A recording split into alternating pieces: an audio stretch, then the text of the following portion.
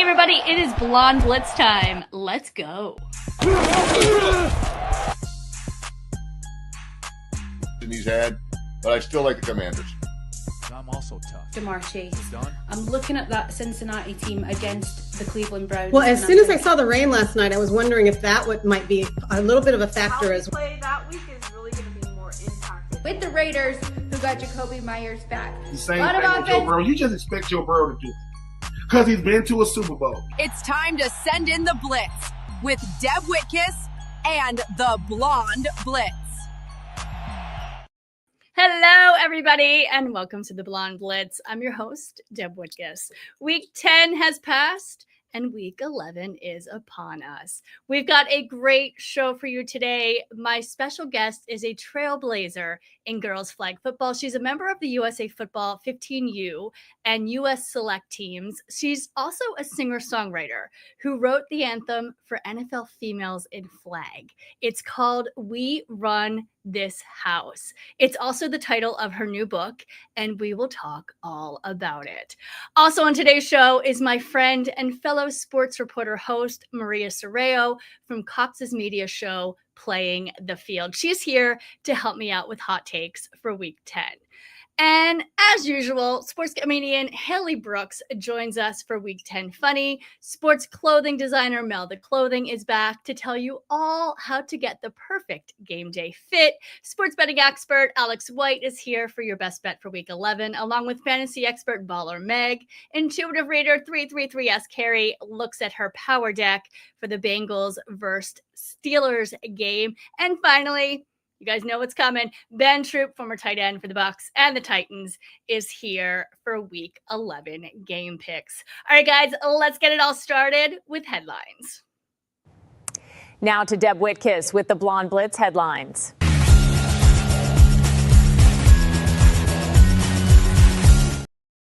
Week 10 was loaded with comebacks, milestones, and standout performances across the league. The Bears, Texans, and Colts all won on game-winning drives, continuing a season full of late drama. In Berlin, Jonathan Taylor powered the Colts to a 31-25 overtime win over Atlanta with 286 scrimmage yards and 3 touchdowns, the most ever in an international game. Matthew Stafford threw 4 touchdowns in a 42-26 Rams win over San Fran, becoming just the 9th QB in NFL history to reach 400 career TD passes. Lamar Jackson earned his 73rd win in 100 career starts as Baltimore topped Tennessee 27-19, while Devon Achane and Trayvon Henderson each broke the 200-yard mark in dominant rushing performances for Miami and New England. NFC Players of the Week on the offense, we got Jahmyr Gibbs of the Lions, 172 yards and 3 touchdowns in a 44-22 win at Washington. On the defense, DeMarcus Lawrence of the Seahawks, 2 fumble return touchdowns and 4 tackles, the 3rd player ever to record 2 in one game. And on special teams, Nathan Shepard of the Saints blocked a key field goal and added a sack in a 17-7 win. Moving on to AFC Players of the Week on the offense, we've got Jonathan Taylor of the Colts, 286 scrimmage yards and 3 touchdowns in Berlin, breaking the international single game record. On the defense, we've got Danielle Hunter of the Texans, 3.5 sacks, 4 TFL, and a forced fumble in a 36-29 comeback win. And finally, on the special teams, we got Kwe Nwangu, 99-yard kickoff return touchdown, his 5th career return score of 95-plus yards. All right, guys, that is your headlines for Week 10 of this 2025 NFL season. Next, we have one of my special guests. She's a friend. She's also a fellow sports reporter and the host of Cox's Media, Playing the Field. She's here to help me out with hot takes for Week 10. Everyone, please welcome Maria Sorreo. Next caller is Deb Whitcas, who says she has some really hot takes.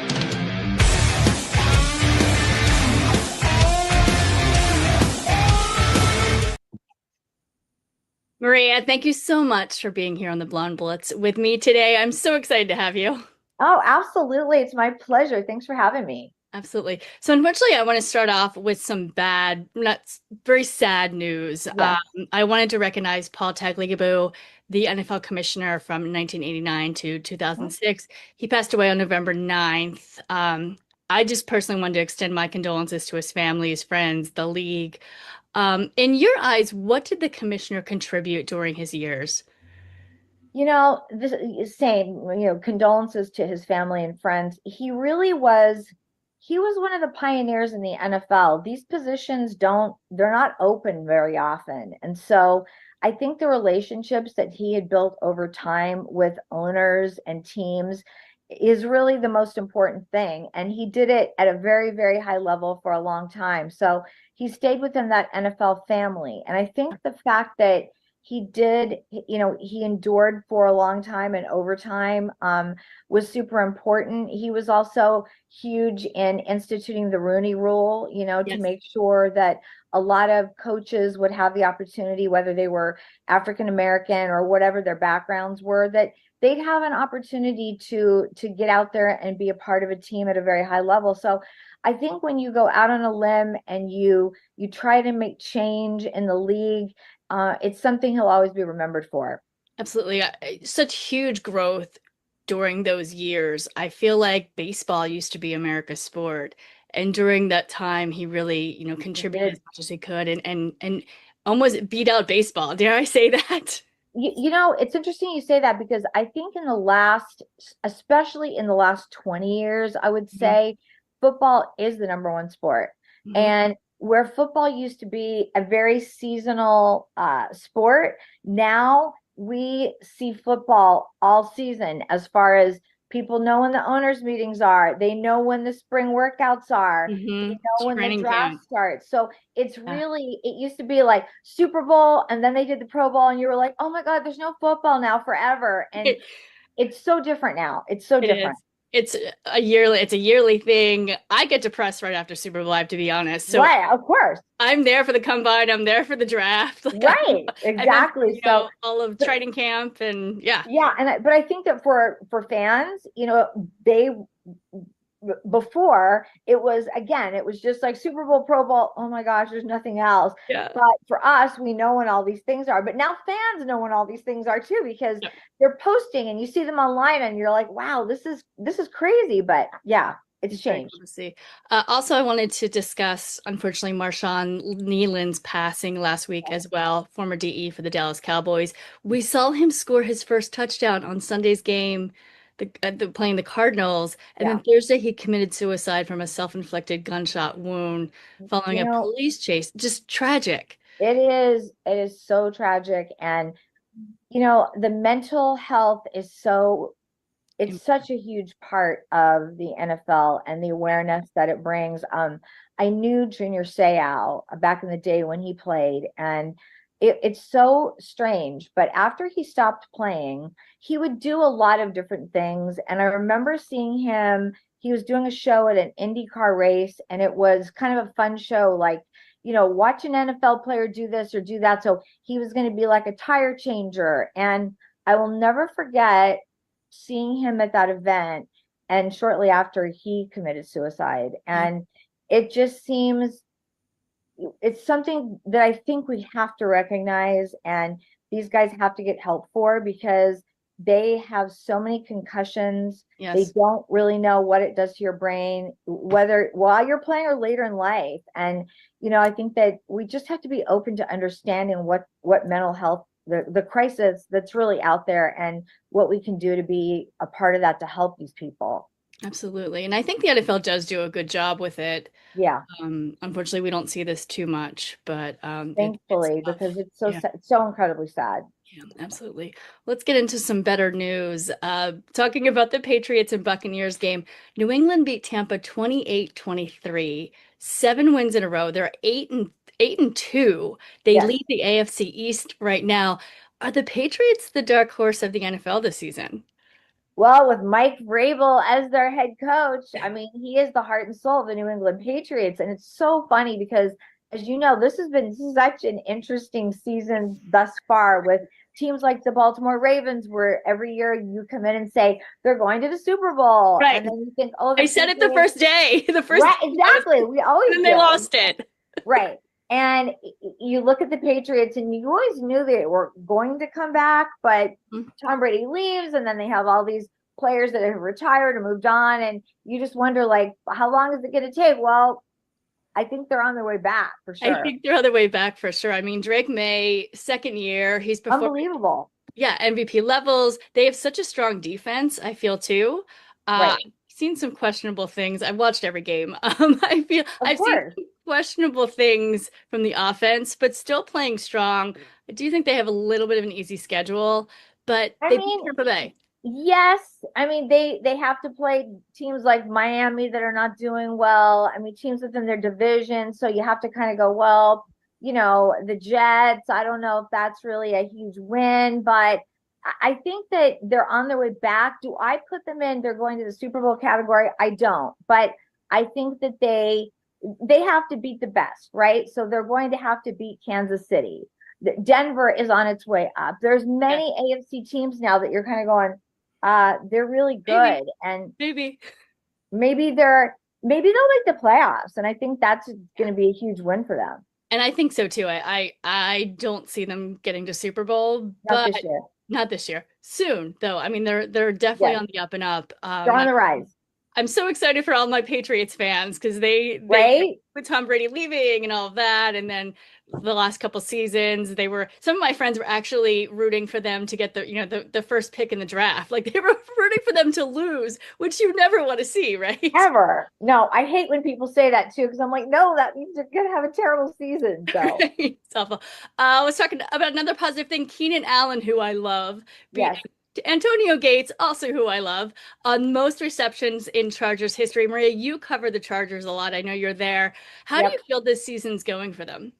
You know, I think they are another AFC team that's on their way up. And I was there the other day when he broke the record, and he is so grateful. And Antonio is just such a nice person. I know that he was very, very happy to see Keenan do that, you know. So there is this feeling, this camaraderie, because once a Charger, always a Charger. But as far as the team goes, I have to tell you, Justin Herbert has found his head coach in Jim Harbaugh.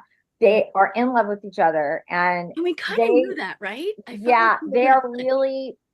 They're kind of morphing into the same person. It's so funny to now watch the way that Harbaugh talks in interviews, and I watch the way that Justin's talking, and I'm like, wow, they really do connect on a very, very high level. And the wide receiver I tell everybody to look out for is Ladd McConkey. Yes, I could have Ladd said it McConkey, too. He's unbelievable. Yes. Very low key, very under the radar, but he's excellent. And it's interesting because I remember last year seeing him for the first time and just in practice, and I was like, wow, who is this guy? He almost reminds me of when Cooper Kupp first came to the Rams. He plays at that level as far as I'm concerned. And so I think the more they can get him the ball, and with Keenan Allen there with them, I mean, it's such a good tandem of wide receivers. So I mean, they're looking good. Their O-line has been decimated this year. And I'm going to tell you, that next man up mentality it has worked for them. And I'm so proud of the way that they're playing, and they just are continuing on. So, I mean, beating the Steelers, Aaron Rodgers, yes, he looked old, and that's kind of tough to see because the week before he played great, but I think that once you get to that stage, it's kind of like off and on, but the Chargers, they look good. They do. Cameron Dicker, I think, has been doing great. He's probably always the on best point. kicker. He's got to be the best kicker in the NFL. There's no question. And you and I were talking actually at the Rams practice about how special teams this season across the league has been off, but not Cameron. Not Cameron. No. I should have looked that up, like how many he's actually missed, but it's not very many. He's very good. He's accurate. He's got a very, it's interesting for a kicker. A lot of kickers are very uptight. When you see them, they're very, very tunnel vision focused. He is a little bit more, he has some of that, but he's also kind of happy-go-lucky kind of guy, you know, and so it's interesting.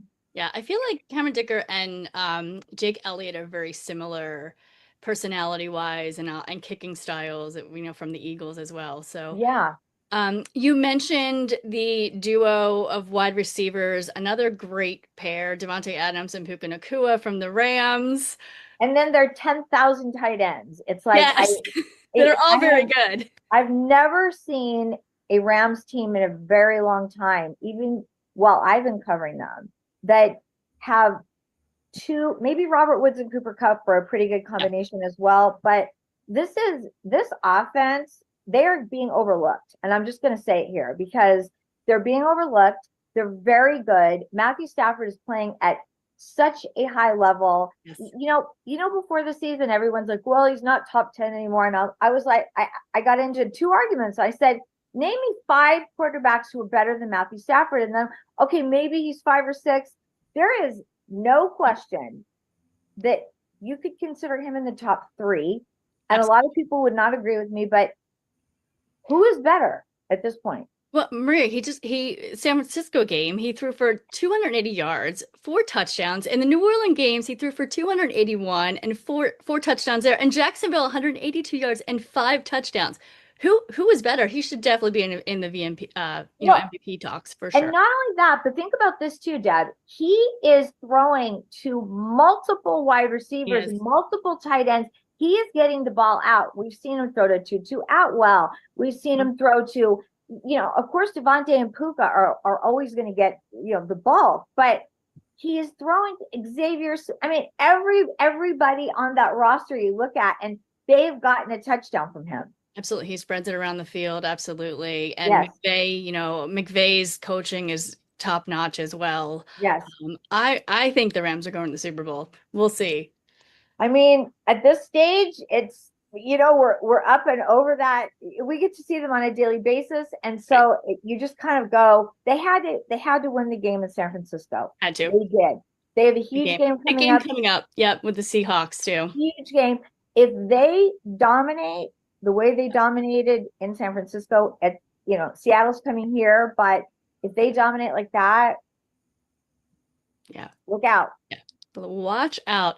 Well, someone who unfortunately was not dominating, head coach Brian Daboll of the Giants. Oh my God, the Giants. He got fired. I have wanted to see him fired, honestly, for the last 2 years. He was always on my Black Monday list, but the Giants always made other moves. They finally, I think, made the correct one, possibly. What do you think? The Giants have been such a mess for so long. Yeah. And I don't know. I mean, do you fire a coach in the middle of a season? This is always kind of a big conversation because then somebody else is going to take over that's on the staff usually because everybody else is working. And so then another guy is going to get an opportunity. But when you are not playing at the level that you want, or if there's some kind of animosity going on within the team and the head coach, I mean, you have to make a change, and sometimes they'll throw out the offensive coordinator or, the special teams coach. And you're like, that was just a gimme to say, well, we made a change, So exactly. And that's what they've been doing. Right. Exactly. Yeah. So to make this drastic of a change, I think that ownership had to step in and just say, this isn't working. And so he's going to go. I mean, he will get another job as a coordinator somewhere. They always do, but at some point you've got the head coach. Somebody once told me that, the head coach is never the hero. The quarterback is the hero. The head coach always gets fired. So either he does a great job and he stays because it's his job, or he's out. And so, you know what, they've got to move on and find somebody else. Yeah. Well, here's my concern about it is Jackson Dart. Daboll's a huge Jackson Dart fan, and Jackson, obviously he has a concussion at the moment from the Bears game last week, but he'll be back. So we'll scout him. So it's like, you make the change now, like you're finally clicking with your quarterback and your players, and now he just got fired. So that's I'm not sure if it was the right move, as much as I have not liked him in the last several years. But another questionable coach from last week's game, Sirianni. I mean, Eagles did win 10-7, But what an ugly game. And why It did Nick was. Sirianni, he punted the ball on 4th down, 30 seconds left, almost lost the game for the Eagles. Was this the right move for him to do at that time of the game? You know what? I don't know. I don't know if that was the right move because I always give one game during a season to look at a team and just go, what the heck was that? That is what we did. Yep. Exactly. I was screaming at the TV. Yeah, 10-7. How was that game 10-7? It was just, yeah, that's true too. It was absolutely crazy. And so I do think that Sirianni comes from that diabolical, crazy coaching tree that we know many, many coaches come from. And I think there's just some games where they make decisions that you just don't. I mean, where does it come from? What was he trying to do? I don't know. If it ever happens again, then I think we're going to have a whole conversation about. But I will tell you this: he has made some questionable moves that I've wondered about over the years. And absolutely, of course, they win the Super Bowl, and everything is perfect. But he's a wild card. I'll give him that. I don't know if you want to take that as good or bad, but sometimes he makes decisions that you just kind of go, what was that? Yeah. And this was absolutely one of them. Yeah, he wanted to end the game by scoring and getting the 6-point lead. And at that point, it just didn't matter. It just mattered that they were going to win the game. And I would have punted the ball, but I'm not a coach. So yeah, you know what? It's on him because, like I said, if he does bad things, he's going to get fired. All right, Maria, thank you so much for joining us today. Where can our audience find you? Absolutely. Thank you so much. At Playing the Field TV, or if you're in Southern California, you can see me on RPV TV channel 33 or Cox TV 4 in the South Bay. Awesome. Thank you so much. And I will see you on Friday. I'll be at the Rams. I'll see you then. All right. Talk to you soon. All right, guys, keeping in the Week 10 theme, here's sports comedian Haley Brooks with her funny take on everything that happened. Okay, I got one for you. What did the wide receiver say to the football? Catch you later. Yeah, my jokes suck. That's why I watch the Blonde Blitz. Haley,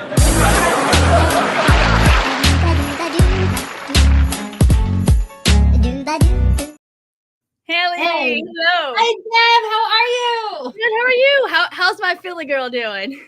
We're here. What did you think of the play that that game was so boring. It was so like I would have rather watched my toenails grow for the first like 3 quarters. But I mean, it had a great little payoff at the end. But my God, get to it. Yeah, right. It was. I mean, the Eagles defense did their job. They kept them, kept them at bay, kept them low scoring game. But that last punt, Sirianni went for it. AJ Brown didn't happen, and they almost lost it. Almost. It was. Thank God for a missed kick, right? Yeah, right. Thank God for the missed kick. Thank God. He was going for what, like a 70-yarder or something? There was no way, but you never know. I threw back a quick 70 yards real quick. Yeah. I mean, no big deal, right? So what did you think about Week 10 in general? Oh my goodness. Okay, so I think the hot ticket item of Week 10, going to Berlin, going overseas, right? So we had the NFL taking over Berlin. We had the Falcons and the Colts. And my God, the NFL fans took over Berlin like it was 1933 all over again, Deb, or as I like to call it, modern day America. But yes, Germany has some NFL roots. I mean, even this show, the Blonde Blitz, right? So the blondes, Germans love the blondes. But of course, yeah, even if it comes from a bottle, it's fine. But the Blitz, like your show Blitz, comes from Blitzkrieg, which is German for rapid attack. Like when Bill Belichick gets a hold of the sleeves of a hoodie, he blitzes those things right off at the seams, right? Second Amendment, full-fledged, all the way, Bill. But for the attendees, no, he's doing fine. He's doing 27-year-old fine. He'll be fine. However old she is. You have a point. But oh my God, in Germany, I've been reading a lot of the articles. Obviously, I wasn't there. I can't afford that ticket. Like they were like starting at like $200 for the game. Yeah, not for me. For the 70,000 people that went, have at it. Congrats. But from what they've said, as far as the stadium food was very interesting, they renamed some of the menu items, like the ballpark hot dogs. They were called Anne Frank's. And the hamburgers, well, they were called Here Burgers. So there was a lot of interesting things for those who attended. Some of the positives I saw, the ease of getting into and from the game apparently were immaculate. I guess they put hard to do. That's very hard to do. That's the biggest part about why people do not go to NFL games, because the getting in and getting out sucks. Like it's I have to wait 30 minutes just to get out of my parking spot. I'm not going to do it. But Germany, they seem to have figured it out. But a lot of people said they saw a lot more people going in than coming out. So they're putting those old trains back to use, I guess. But one complaint was that the lines for the concessions, people said that they were starved in line waiting for hours for food, which I believe to just be a good old authentic German experience. Now, I know what you're thinking. Enough about the Holocaust. We get it. We know what Germany did. But Germany's done a lot of other really cool things, Berlin in particular. In fact, the stadium where they played, I'm going to say this so wrong, Olympiastadion. To say it angrily, Olympiastadion. That's where the game was played. But that's also where, back in the day, that's where Jesse Owens won those 4 gold medals right in front of Hitler. Yeah. So we got to see our own little version play out when Colts 26-year-old running back Jonathan Taylor made the play of the game, breaking free and running down the field for an 83-yard touchdown. When asked how he felt about emulating such a historic athletic feat by Jesse Owens, Taylor replied, "Is that Lightning McQueen's brother?" When the Germans were asked about Taylor's NFL performance, they replied, "She hasn't been here since July of 2024. But back to us here, right, Deb? Our Birds, we talked about it briefly, took on the Green Bay Packers in a terribly low, boring scoring game. I think for the first 3 quarters, I said I would have watched my toenails grow, but I think I would have rather watched meat being packed, which is what the Packers are named for. This is new information to me. They may be cheesehead, but the green and yellow are full-fledged meat packers. Green Bay is the NFL's 3rd oldest team and was literally named from the Indian meatpacking company. If we want to talk about offensive Indian team names, I would have started with the Indian meatpacking cheeseheads. That's the name that I would have renamed. But of course, our Birds lost that big win, whopping 10-7 final score. And we haven't spoken since Halloween, or like at least since Halloween happened, right? It's been a minute. I cannot tell you, I have children, and we're in Las Vegas, the amount of Eagles players I saw on Halloween. It was immaculate. It was so beautiful. Every small child who dressed up as an NFL player, they were an Eagles player. However, I saw a lot of Hurts jerseys, and I thought that was weird because if you wanted to dress up like a scary Eagles player, I would have gone with Michael Vick. Oh, yes. Great football player. Questionable on the scale. Questionable morals. Yeah. Don't they all? I agree with that. Any Jay Brown jerseys there or no? All Hurts. No, it was all Hurts. All Hurts. That's all they know. So the Hurts is our new Tom Brady, and yeah, I'm here for it. All right. Well, Haley, thank you so much. Where can our audience find you? Hey, you guys find me on Instagram at Haley Brooks is here, or TikTok, Haley's Happy Hour. Awesome. We will see you soon. Bye.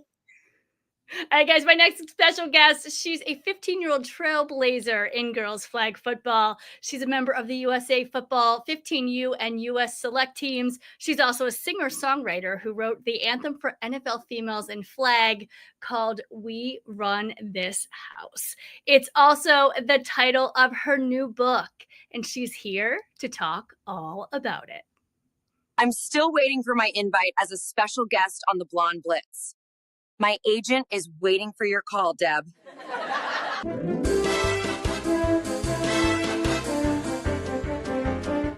My guest is Anna Sophia Dickens. She is a 15-year-old athlete, singer-songwriter, and the author of the new book, We Run This House. I've got it right here.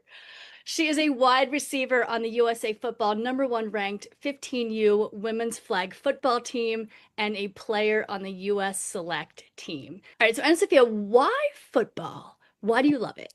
Well, I love football for so many reasons. I've been playing my whole life.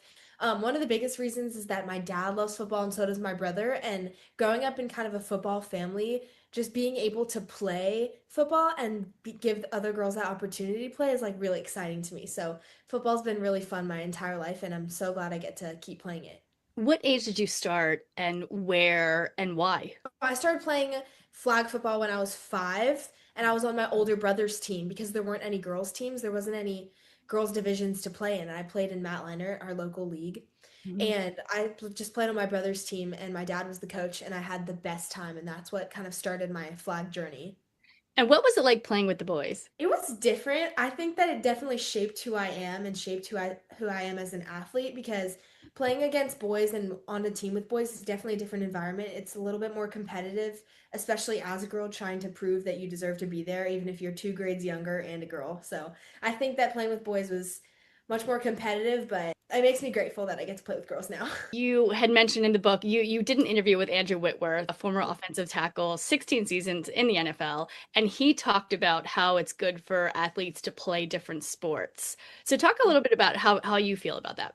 I think being a multi-sport athlete's a really important thing for being a good flag football athlete or for any type of athlete. Like growing up, I tried to get a foot in every single sport, you know, basketball, I did competitive dance, soccer, tennis, all the sports with different types of coordinations. And I think that's helped me so much because in every sport, especially like a new sport like flag football, you can use different types of like coordination and like different skills that you've learned from different sports for every part of the sport. Like I can use my speed from soccer, I can use my like flexibility for a bunch of things. Like I think it's really important being a multi-sport athlete and being able to make adjustments to new sports, especially going into high school when you don't really know what sport you're going to be focusing on. What teams have you played on starting from your youngest until now? I grew up playing on my Matt Leinart team, the local league, with a bunch of my friends, and then we turned that team into a club team called the OC Seals.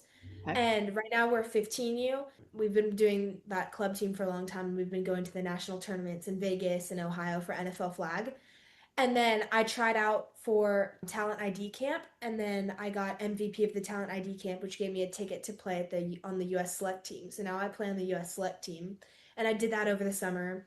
And I recently got an invitation from the Select Team All League MVP or something that got me an invitation to try out for the real national team, and then my high school varsity football team. So what is it like being 15 and playing for a US national team? It's so cool. I think it's definitely a challenge because being so young and having to balance all these different things like school and sports, I think it's really challenging, but it's a really cool experience. Like I think it's so cool to be able to say that I worked for this and I got this and I deserve it, you know? It's a balance. But how do you balance school and your friends and football and soccer all at the same time? Growing up in Orange County also is a little bit different because people are always just doing things all the time. So whenever I'm not either sleeping or doing sports or school, I squeeze in all of my friend time there too. You talked about it in the book, but how does women's flag football differ from men's tackle football? I think it's different because there's this drive that the girls have to change the sport and push it forward. Like every game I'm a part of,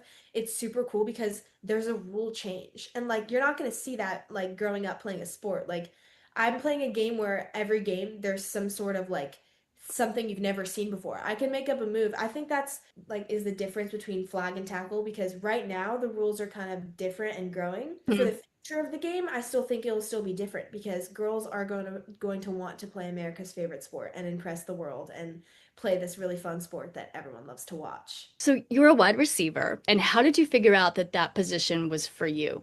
I think that position's kind of meant for me because my whole life I've been really trying to excel in my skills on catching, and that's something I've focused on. So I love catching and I love going out for deep passes and being super creative with my runs, especially from playing soccer. That's really helped with like running after I catch it. So that's my position, and I think that the catching part is kind of how I like got into that position.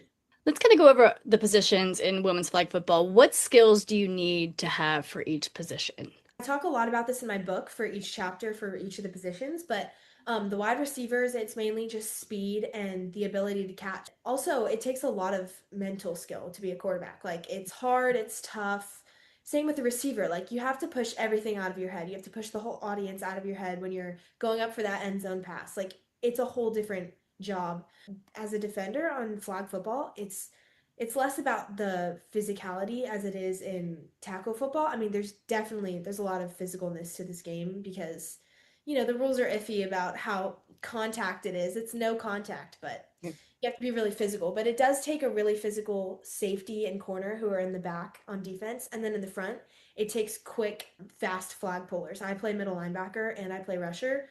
And it takes having to be able to run super quick to the other side of the field and pull a girl's flag. You talked a little bit before about football is a mental thing as well as physical. I wanted you to explain what you called your flow state in the book. Well, when I get into the game, everything shuts out. It's just I know a lot of the athletes can definitely relate to this, but my mind kind of turns off and it's almost like just being locked in. Like the flow state is like just me relaxing and only focusing on my job. I'm not focusing on my math test. I'm not focusing on my friend drama. I'm not focusing on what the coach is about to say to me. When the ball's in the air, I focus, I lock in, and I'm in my flow state, and all I think about is how I'm going to use my hands in a diamond. I'm going to catch the ball. Like that's all I think about.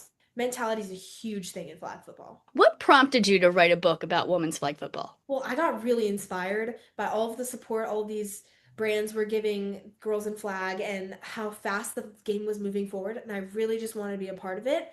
Another thing is, growing up, I was lucky enough to just be in the right place in the right time. I'm not the best on my team. I'm not any of that. I was just so blessed and lucky enough to be taught from the best coaches, from the select bowl coaches, from my coach Jason Geyser, who was my Matt Leinart girls team coach, who's my club team coach, who happens to be the best coach in the country for high school sports. And to get all this advice from people who want to help with mentality, like Michael Strahan and Andrew Whitworth and NFL players, just getting all that advice, I really, really wanted to put that all into a book and give it to girls so they could have that advantage too. Can you give me an overall synopsis of the book? Yeah, the book has things about mentality. It has tips for all of the positions that you want to play. It kind of has my backstory and how the game is growing, like how fast flag is growing, and just tons of tips for every single position and how you want to play, and it's just tons of advice from all of the best. I love how you broke down every part of flag, to be honest. You made the differentiation between men's tackle, and you talked about team bonding, which I loved, how important that is, how to walk into the room. You guys are blinged out. You have confidence. It makes you feel better, kind of dressing for the part. You talked about the mental game as much as the physical. You break down the different positions. There was 2 or 3 things that really stuck out in my head when I read the book. I love how you included interviews and advice from the NFL pros. You interviewed elite quarterbacks Matthew Stafford, Jared Goff, former NFL Andrew Whitworth, Michael Strahan. Those interviews are really hard to get. You also mentioned several players, Tom Brady, the GOAT, Patrick Mahomes, Julian Edelman. What made you include NFL in a women's flag football book? Flag football is just being taken from the NFL and like being taken from the game of boys tackle. So just to have that base and the best of the best from the base sport. But from those players, they also talked about how they wanted to play flag too. Like Matthew Stafford mentioned how he might want to join flag like professional. So I think that's really cool that a lot of those professional players that play from the base sport can give you advice to this new sport that's being created from it. And what was one takeaway from each of the interviews? Also interviewed Deanna Flores and a bunch of like the big flag girls. So then there's like both interviews from both of the sports. But my biggest takeaways, I think for the Whitworth one, I think the coolest thing was just being a multi-sport athlete because that really resonated to me from playing all these sports. For Jared Goff, he talked about this indicator step that he has with his receivers. And I thought that was really cool because I asked him, I was like, how do your receivers just know when to turn for the ball like every time? They do this like step like in their route a little bit differently. So they're indicating like, I want the ball now. And I thought that was really interesting. And something Michael Strahan taught me was just to focus on like the job you have at hand. And also to Diana Flores, let's absolutely talk about her. She's a pioneer in women's flag football. What did you learn from her as well? She grew up playing flag on a dirt field because there was no one to support her. And just her saying that climb that she had, this power, this motivation, I think that was really inspiring. That was my biggest takeaway from her. Also with Vanita Crouch, she talked about how she just loved the game so much. She signed herself up in 10 different leagues. So she would have a game every single night. And Deanna Flores and Vanity Crouch, they're perfect examples of the drive that girls have for flag. And I thought that was super inspiring. And like, You also included spotlights of your fellow teammates, which I thought was so special. What made you decide to include them? well, I wouldn't be here where I am today without them. So they're 100% should be in the book and should be a part of my story. And they're all just so special too. I mean, my teammate Skyly Sid, she's so fast. My teammate Tessa Russell, like she was the first girl in flag to actually go up and snag the ball in the air better than any of the other girls, just like the guys could. So I thought that the girls on my team were really inspiring, and I was like, I need to add every single one of them into this book because they all have important moments of my life and of the game of flag. And you also included the Queen, Taylor Swift. You talked about how she opened up so many women's eyes to football, and I think that's extremely important. Can you expand on that idea? Well, this is kind of a fun question for me because I love singing and songwriting, and that's one of my biggest goals is that someday I could pursue more of my singing and songwriting. Just to have Taylor Swift bring her audience of singing and songwriting and music and her being an artist to football was really cool, really cool to see, but also to bring all of those girls with her that all are interested in playing flag football. I've met so many girls like around the country just traveling that are like, I see Taylor Swift at all the games, so I watch all of the games. Have you had any girls come up to you and ask for help or say, I did this because of Taylor and now I want to learn how to play? Has that happened? Yeah, I mean, I get some emails. I actually called with a girl a couple weeks ago. She called me. She told me it was her first day of playing flag, and she was super scared. And her high school still didn't have a girls team, so she was trying out for like the middle school boys feeder team, and she was super scared because she had never played before. And she asked me to give her some tips, so I thought that was really cool. I gave her a bunch of tips, and she ordered the book, and I think that's really exciting. A bunch of girls asked me, here's all of my advice right here in a book. I just really just want to help girls play my favorite sport, If there's a woman and she's interested, or a girl who's interested in playing, but she doesn't know where to start, what advice would you have for her? My biggest advice is anyone can play. All you need to do is get 4 other girls and you've got a team. You can practice by throwing with anyone, just throwing, catching. Flash forward to 2024 NFL Pro Bowl. It's playing in the stadium for 54,000 people, and you're being interviewed by NFL Network's and ESPN Network, MJ Acosta on the field. What was that moment like for you? I mean, that was definitely the coolest moment I've ever had in my entire life. I mean, just to be appreciated and just to be able to show these girls the thing that I love and show all the people in the stadium like I want to move this game forward, and just to be like recognized was really cool. Like that was a really cool moment for me. What do you think the future of women's flag football looks like?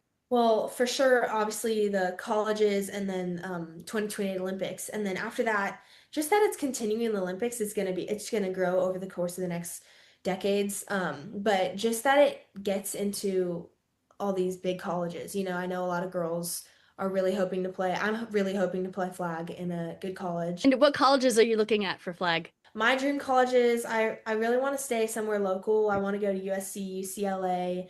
My biggest goal is Stanford. I'm hoping that the flag really gets into those colleges as like D1 or D2 sports. Are you looking for a pro career in flag football? Next year, I'm going to trials for the national team, and hopefully someday I'll be on the national team and I can just keep playing on the national team and, play in a pro women's league, which would be so cool. And just to be able to play in the Olympics and play in college, that's definitely my dream. And Sophia, if anyone watching today's interview, they want more info on the book or women's flag football in general, how can our audience find you? You guys can find me on Instagram at Anna Sophia Dickens, and I'm on TikTok and my website, and you can get the book on Amazon or Barnes & Noble, but you can find me anywhere. I see great things in your future. I have a feeling this will not be the last time we see each other in this space. I wish you the best of luck in everything, and thank you so much for joining us today on High School on SI. All right, guys, next we've got sports clothing designer Mel the Clothing telling you how to slay your game day outfit. When I need the latest in style and entertainment, I tune into the Blonde Blitz.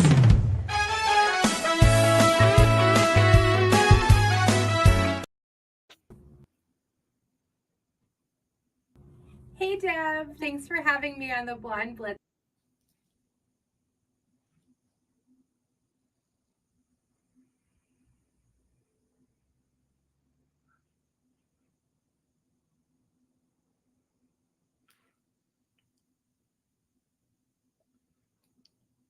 All right, we're having some technical difficulties. Mercury is in retrograde for sure. Let's get to the games, shall we? Please welcome third-generation sports betting expert Alex White to give you your best bet for Week 11. It's time to get some NFL betting advice from Alex White and the Blonde Blitz. Win big so I can rob you later.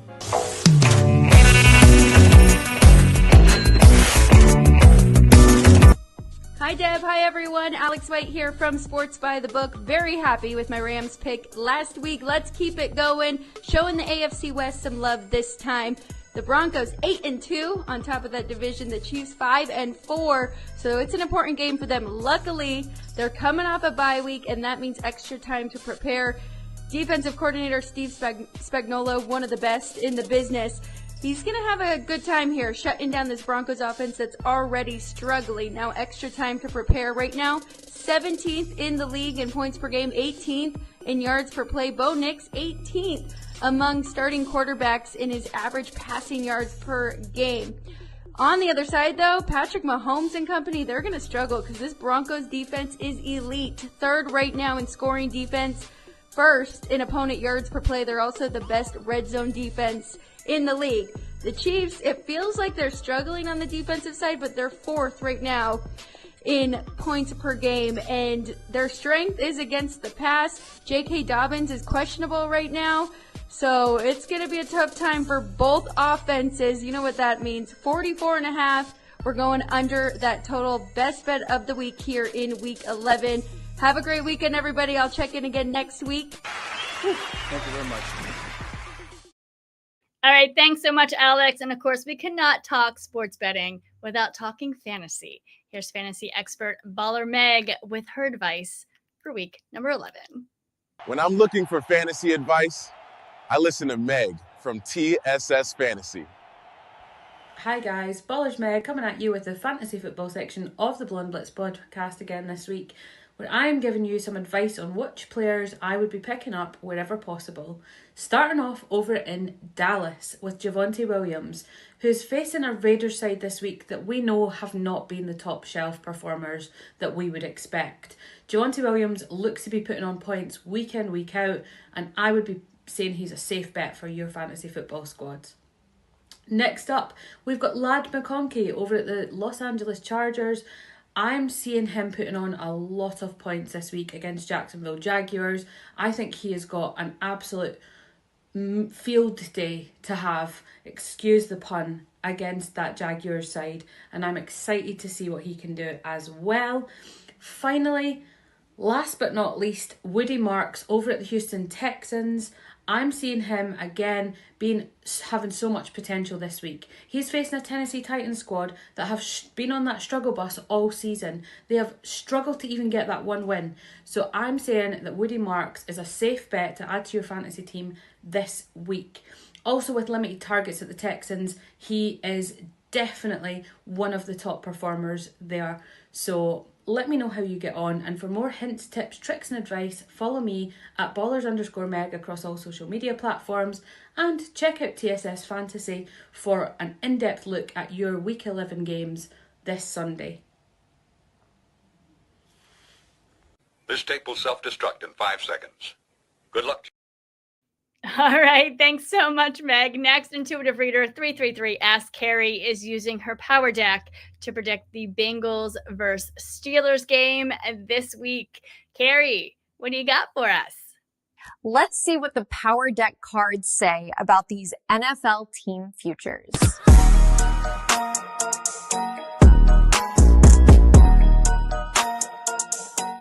333 Ask Carrie here, ready to give you Week 11 predictions for the Bengals versus Steelers game using my power deck. So there are two major transits astrologically that are going to be impacting this particular game, I feel. And that's going to be first Mercury retrograde. Now, Mercury retrograde is a very slow moving time. That's right. We feel like our feet are in mud. We also have miscommunications, transportation breakdowns, misunderstandings. And one of the things that I feel might be happening and how it relates to football is the fact there might be a controversial call and or maybe an injury or two. I don't know. Unfortunately, hopefully not a combo of that. And then the second transit that I feel is going to be very impactful is Venus and Scorpio. Now, Venus and Scorpio really brings out the teams that give that all or nothing vibe, or also very much so a rivalry type of a feel to the game.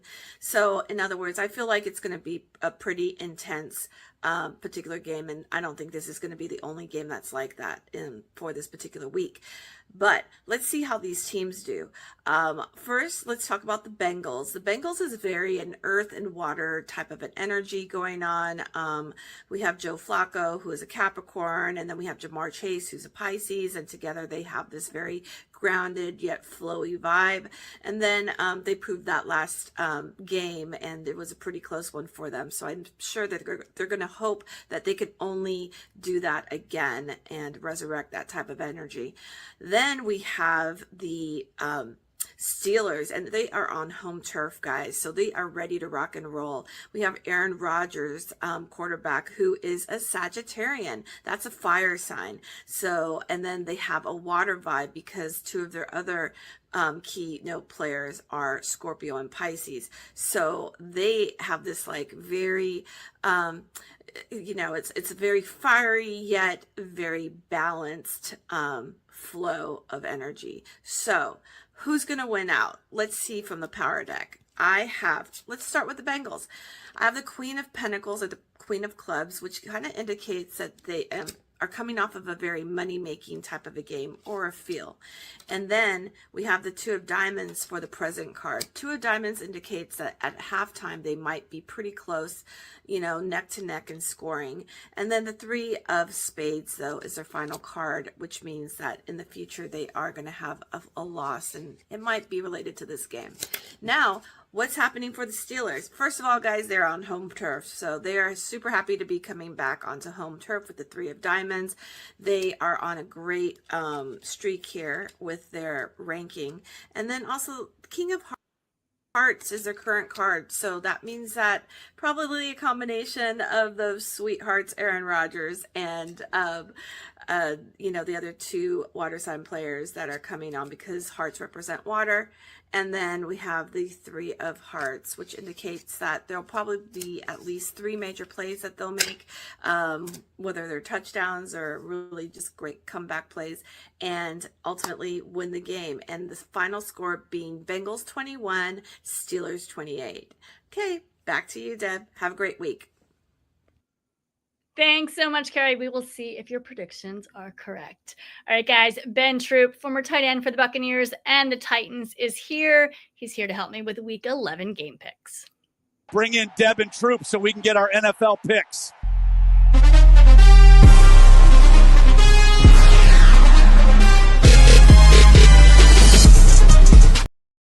Hey, Ben. How are you? How you doing, Deb? I'm really well. How was your week? Oh, it was good. I mean, the Titans didn't play, so I didn't have to worry about that misery. But Florida did play and look awful. So, but I mean, I'm always looking forward to these games. Always looking forward to the games.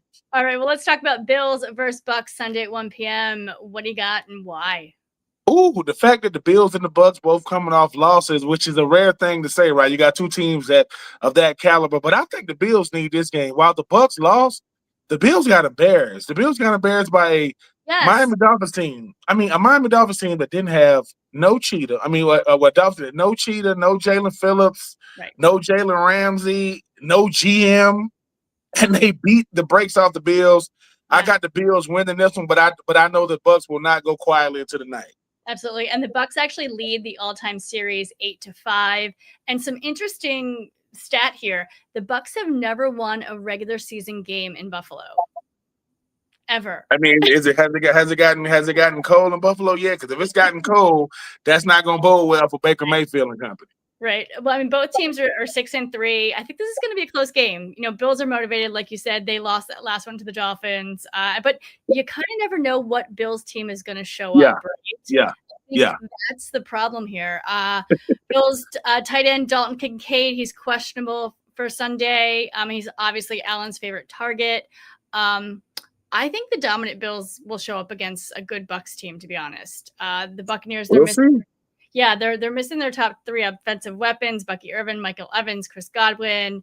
I feel like though a ground game led by Josh Allen and James Cook should be enough to take down Tampa. So Bills are favored by 5.5.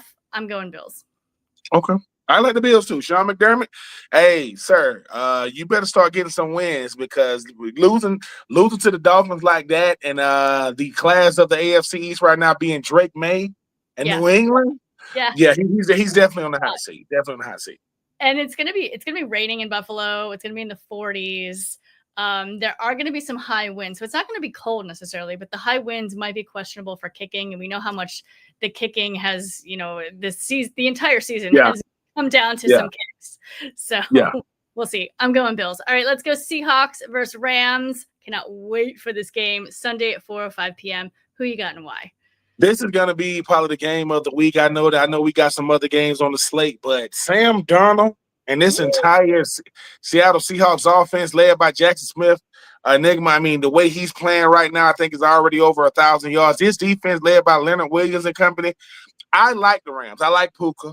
I like Devontae Adams, which we'll see how his health is. I mean, I don't know what it is about Matthew Stafford. As he gets older, he seems to keep getting better. But the more complete team is Seattle. While I like the Rams, I love Seattle. I'm going to go with the Seahawks. Oh, wow. All right. I have to go Rams. Obviously, I cover them. I think Stafford should definitely be in MVP talks. He's averaging 4 touchdowns a game, which is insane. Darnold's playing great, though, too. Both teams are 7-2. They have both won 4 straight, both balanced teams. I think it's going to come down to the defense and who can stop the ball, right? Yeah.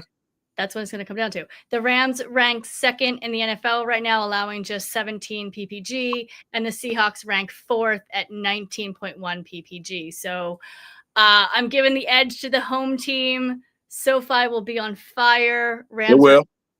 Those Rams are a 3-point favorite. I'm going to go Rams. So we'll see who's right there. Another really good game. These last 2 are great. Chiefs versus Broncos, Sunday at 8:20 p.m. Who you got and why? Who would have ever thought that the Broncos will come into this game 8-2 and the Kansas City Chiefs will be chasing the Broncos right now, like what Bo Nix and company is doing, Cortland Sutton and those guys.